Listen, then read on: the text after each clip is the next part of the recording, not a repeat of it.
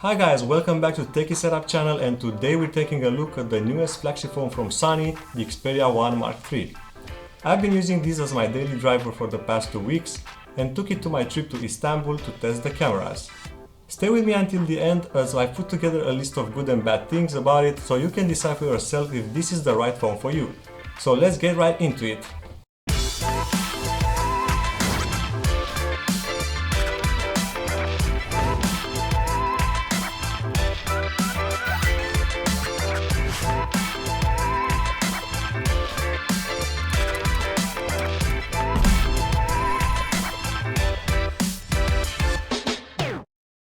The Xperia 1 Mark III comes in a white box and it does include a charger, so a plus in these times when manufacturers are starting to cut off not only on extras but also on basic accessories under the pretext of cutting carbon emissions.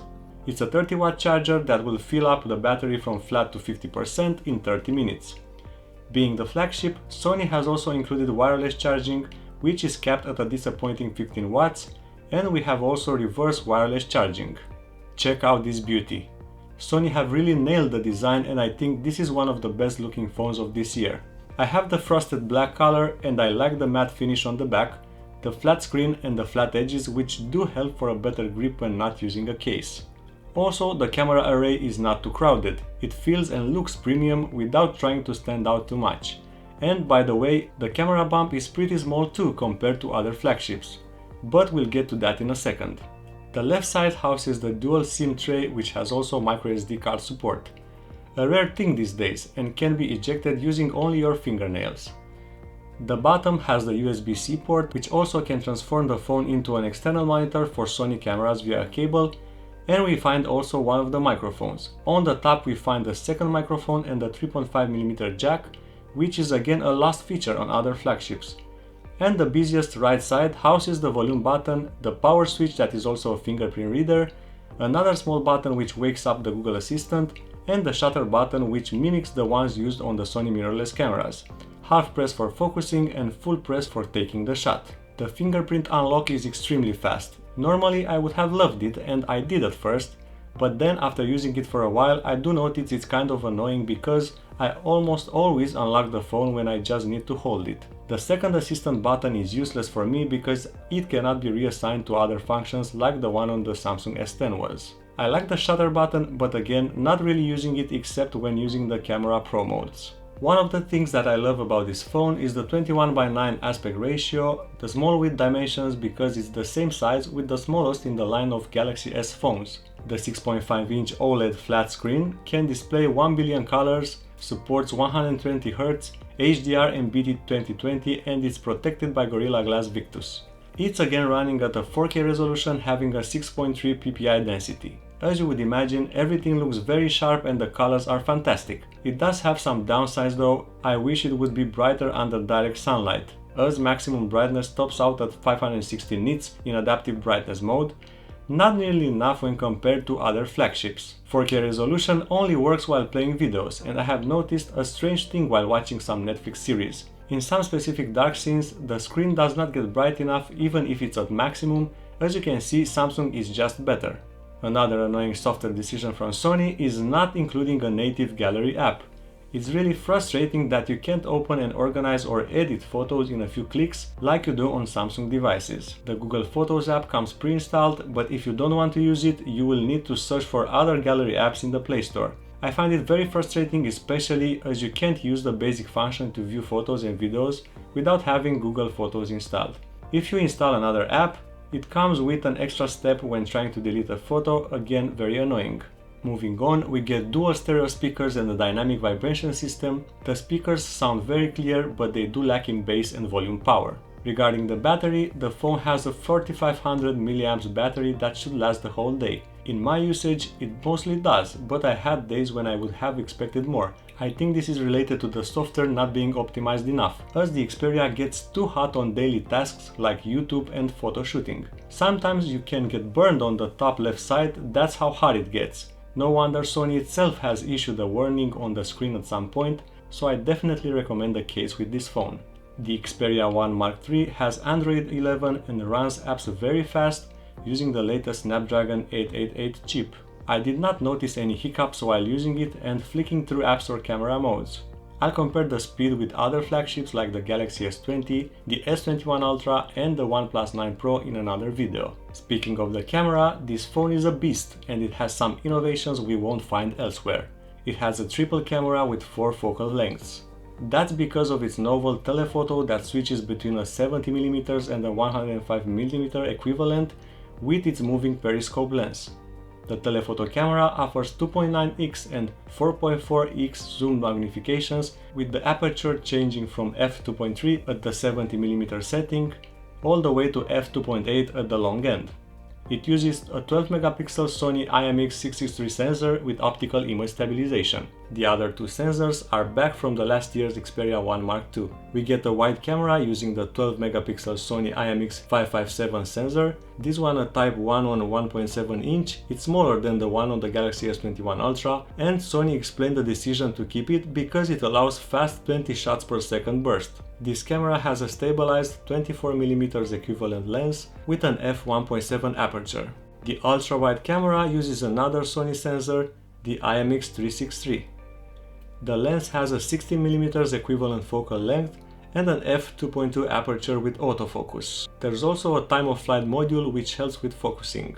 The lenses are covered with the Zeiss stick coating for improved contrast and less reflections. The 8-megapixel selfie camera is the same as last year's and it's the only one to use a Samsung sensor, the S5K4H7. This lens has a 24mm equivalent focal length and an f2.0 aperture but lacks autofocus.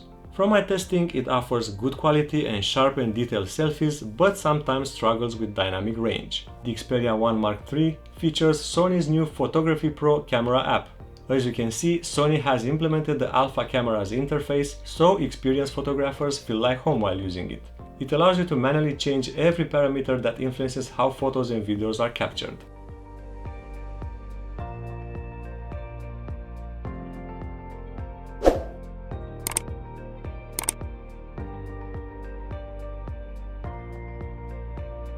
If you are into video capturing, the Xperia features the Cinema Pro app with the same detailed alpha camera settings to play with and supporting up to 4K 120fps. The downside is that it's not full UHD resolution but only limited to a cinema wide ratio of 21:9. It supports proprietary color profiles, lets you select shutter speed by shutter angle, and has some great manual focus tracking.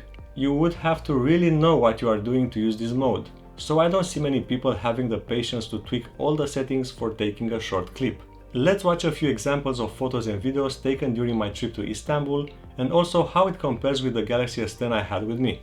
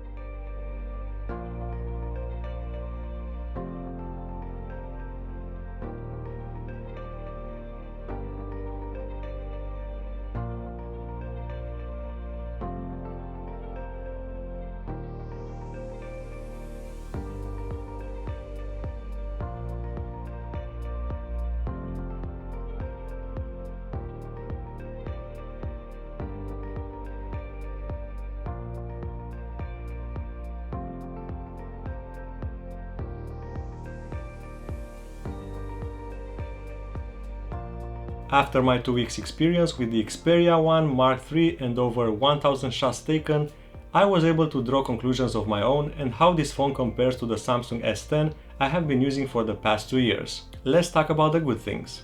Photos taken with it have great natural colors, not oversaturated like on the Samsung phones. There are enough details comparable to other flagships on both the wide and ultra-wide cameras.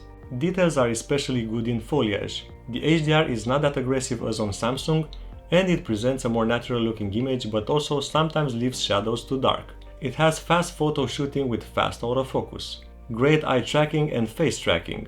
The inclusion of Sony's real-time tracking autofocus is just awesome and unique in mobile photography. Available on all three cameras, it lets you tap on your subject in the viewfinder and the phone will track it as it moves inside the frame. It's the industry standard for autofocus on standalone mirrorless cameras, and it's great to see it added to smartphones. It has a nice physical shutter button with half press for focusing. It supports 120 FPS in 4K resolution in Cinema Pro app. The sun flares look great compared to the S10. It has great stabilization on wide and ultra-wide lenses. It has a powerful CPU and fast apps switching. The haptic feedback is great and it has a smooth vibrating motor. Can be used as an external monitor for Sony cameras. Let's move on to the cons. The phone gets too hot on daily tasks like YouTube and photo shooting. The screen is too dark in some Netflix movies with brightness slider at max. You can't change focus during video recording. There is some focus hunt on zoom lenses. The zoom lenses are also not that sharp as the main and ultra-wide.